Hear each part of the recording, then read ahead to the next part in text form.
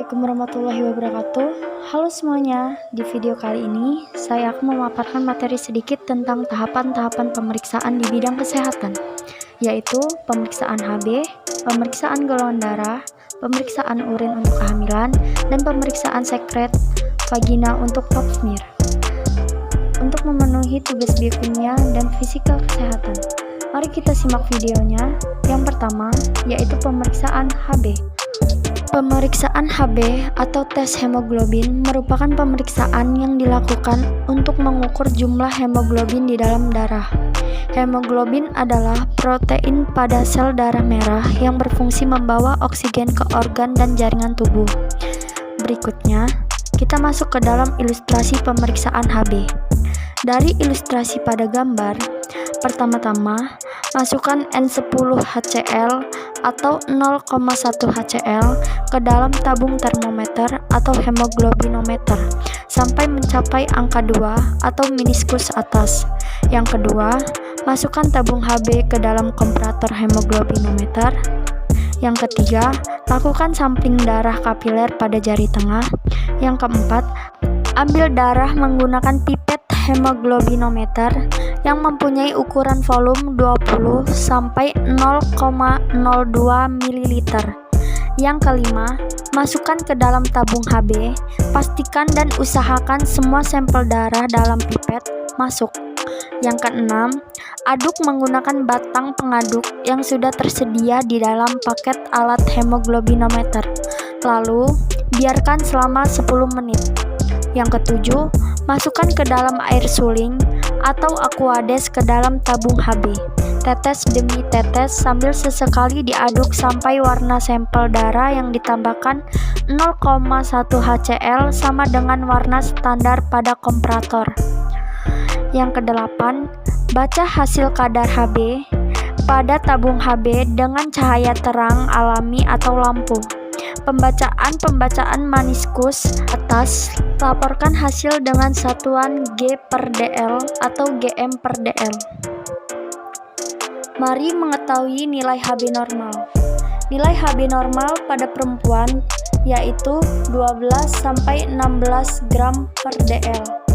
Sedangkan pada laki-laki mempunyai HB normal 14-18 gram/dl.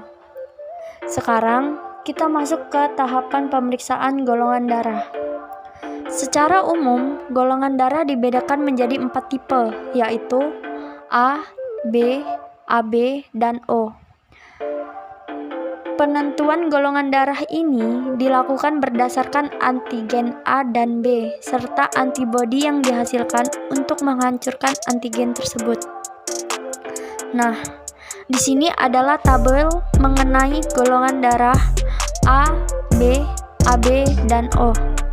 Yang mana pada grup A menunjukkan bahwa adanya golongan darah A, di mana dia memiliki antigen A dan antibodi B. Sedangkan pada grup B menunjukkan bahwa golongan darah B, di mana permukaan eritrositnya mengandung antigen B. Sedangkan pada serum plasmanya mengandung antibodi A. Pada grup AB, ia memiliki antigen A dan B pada permukaan eritrositnya, namun di dalam serumnya tidak mengandung antibodi A atau B. Sedangkan pada grup O atau golongan darah O, ia tidak memiliki antigen A atau B, namun di dalam serumnya mengandung antibodi A dan B. Dalam pengecekan darah, maka kita menggunakan cairan reagen yang sudah kita ketahui jenisnya, yaitu antigen antisera. Yang mana reagen antisera ini merupakan reagen yang berisi antibodi monoklonal atau IgG. Untuk pengecekan darah sendiri, ada 3 jenis reagen antisera yang digunakan, yaitu antisera A yang berwarna biru, antisera B yang berwarna kuning, antisera AB yang berwarna putih. Berikut ini merupakan contoh sampel dari pengecekan golongan darah O. Sekarang kita masuk ke tahapan pemeriksaan urin untuk kehamilan.